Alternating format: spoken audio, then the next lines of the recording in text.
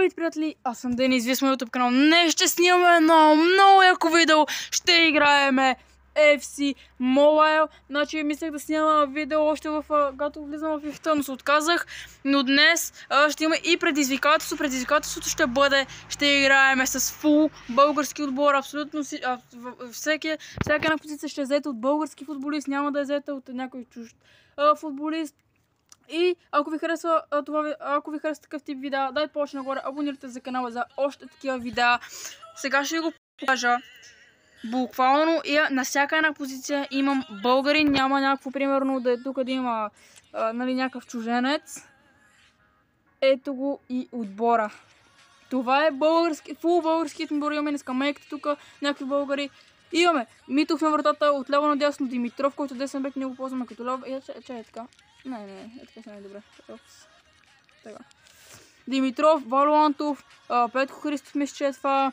И Зелев, халфите имаме Илия Груев, Краев, Кръстев и нападението ни е Мартин Минчев, Димитър Бербатов и Христо Стоичков. На скамейката имаме Илиев, Пашов, Велков и Димитров. Но не мисля, че ще правим някакви смени този матч. Мисля да си играем с тези, които ще си започнат сега. Ще играем на head-to-head.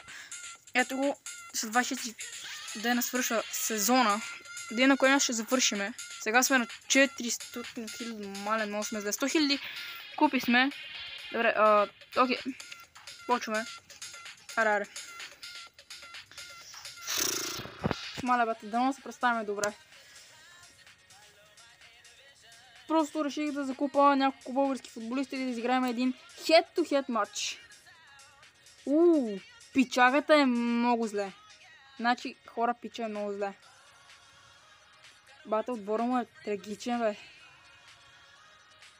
Отбора му е трагичен. 68 атака, 68 мидфилд, да не е халфа линия, 69 да защита. Много е зле пичагата. Малко усилиме така. Ето го Бербата, Минчев, Стоичков в нападението. Аре ми, маре. Мале пиче, вратаря само му е добре и нищо повече. Айде. Айде, Димитър Бербатов изпълнява центъра, да видим. Как ще се представиме? Не трябва да избързваме с решенията ни. Не трябва да е някакво такова... Охо! Аре, Ицо. Не, Ицо ще загуби тук. Не! Ицо запазва. Не. Добре! Ицо, халфата не вижда му. Върни му я. Не.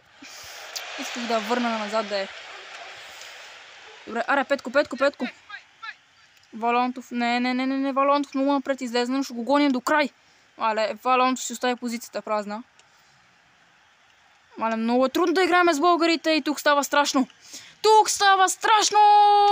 Спасяване на Митов! Великият Митов! Браво, бе! Уникално спасяване на Митов. Тук грешка. Добре. Пас ще мине към Христо Стоичков. Прави финт. Не прави финт, Стоичков. Не успях да направя финта. Много се забавих. Все още няма да пускаме на атакинг. Мисля, че е рано за атакинг. Но ще видим след някъде към второто по време. Ако печалът не е повел, дано да не се случва. Със сигурно ще пуснем на атакинг. Аре, Зелев не го остави добре. Аре, Валуантов. Браво, бе, Валуантов. Обаче успяха да зарежим топката. Илия Груев там ще се справи ли? Не се справя. Кръстев и той не се справя. Някой там? Не. Димитров. Не. Пича ще стреля. Сигурен съм, че ще стреля. Добре. Христов. Имаме шанс за още една атака. Бербатов. Изчакваме Стоичков. Пасте към Христо Стоичков. Уникален пас към Стоичков. Виждам го. Тръгна е Минчев. Удар на Мартин Минчев. Засада има на всичкото отгоре. Не. Огромен шанс. Пропуск на Мартин Минчев, но имало и засада за жалост. Фак. Мале, колко тънка засада е това.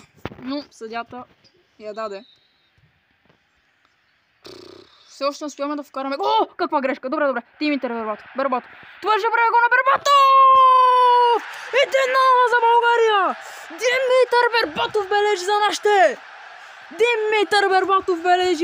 Уникална грешка на опонента. Димитър Бербатов се възползва от нея. Тръгна спринт, направи тук лейн чейндж, удар и никакъв шанс за вратаря. Пиче прати палец надолу. Ами сори, пичага, ама GG, лягай да спиш. Български отбор. Ще имаме ли шанс за втори гол през първото по време или пичагата ще ни изравни? Не, тук го изпуснах с Зелев, но все пак той пича му е много бавен. Добре, ще ми остави атак. Ще ми остави атак, те виждам както тръгна. Добре. Не, брат, аз не исках на него. Край на първото по време. Водиме на някакъв си там, да го знам какъв, дори някакъв Барса, някакъв си бате, много масак отбор в лице това. Бат, ми пращаш полци надолу е пич. Какво да направя, че си слаб? И ще бия с маля, брат, отвратителна грешка на Ицо Стоичков. Добре, бе. Ицо, още една грешка. Не, прави си грешката веднага, моменталически си прави грешката. Кръстев, кой е искал да подаваш отново на Ицо, бе? Все пак, ако нямаме топката, Краев. Да видиме, Кръстев, чакай Берботов! Пас към Берботов! Никаква засада! Берботов ще стреля Димитър! Може би трябваше да се обърна. Може би трябваше тук да се обърна, но реших да стрелям.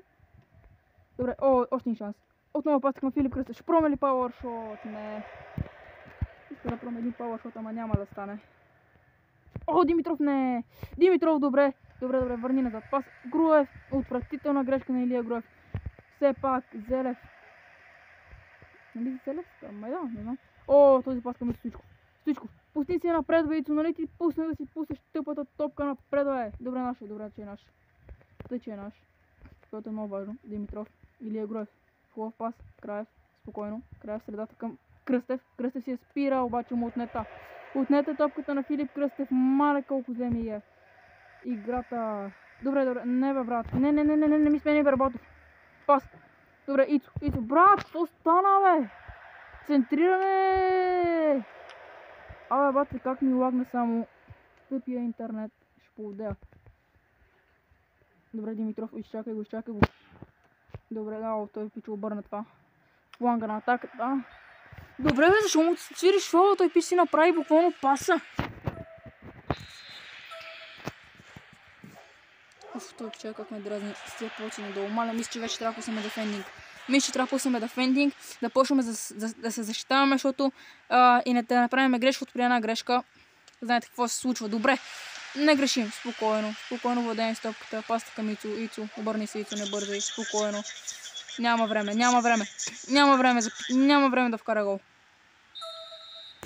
Победа! С българския отбор печелиме на хед-то-хед 1-0 гол на Димитър Брав с грешка на опонента и бележиме и биеме с 1-0. Това е историческо. Димитър Брав в 40-та минута отбеляза гол. Имаме два удара, пишете, има само един удар, беше изпада слаб опонент. Буквално победихме с български отбор на EAFC 24 на хед-то-хед. Маля, още не мога да повярвам. Маля, пичува, аз още не мога да повярвам. Ето го отново отбора. Фул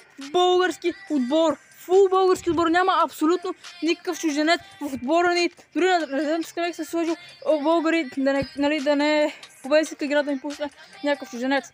Фул български отбор, ще се overall и победихме с 1-0. Така, пичува, ако искаш такива видеа, дайте повече нагоре, абонирайте се за канала и от мене.